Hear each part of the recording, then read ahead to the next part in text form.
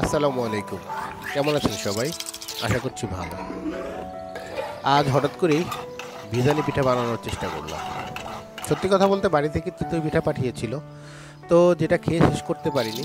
তো পরে চিন্তা করলাম ভিজানি পিঠা বানানো যায় কিনা। তো যে চিন্তা সেই কাজ। দুধ নিলাম। দুধের মধ্যে খেজুরের পাটালি দিলাম আর চিনিও দিলাম একটু মিষ্টি হওয়ার জন্যে। এদিকে চিতই পিঠাটা ঠান্ডা হওয়ার কারণে রাইস কুকারের মধ্যে দিয়ে ভাপ দিয়ে একটু গরম করার চেষ্টা করলাম যেন পিঠাগুলো একটু নরম নরম হয়। এরপর দুধ জাল দেওয়ার সাথে সাথে দুধের মধ্যে এলাচ, একটু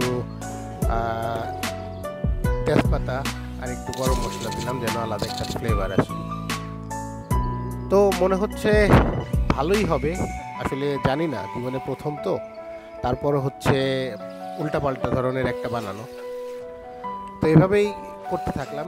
দুধটা একটু ঠান্ডা করে ভাপ দেয়া চিতই পিঠাটা যখন একটু নরম নরম হলো, তখন এই চিতই পিঠাটা দুধের মধ্যে একটা একটা করে দিতে শুরু করলাম। আশা করছি ভালোই হবে।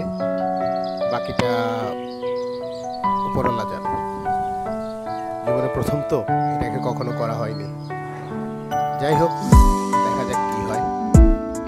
ভালোই হবে নিশ্চয়ই। ভালো থাকবেন সবাই। সবার জন্য শুভকামনা।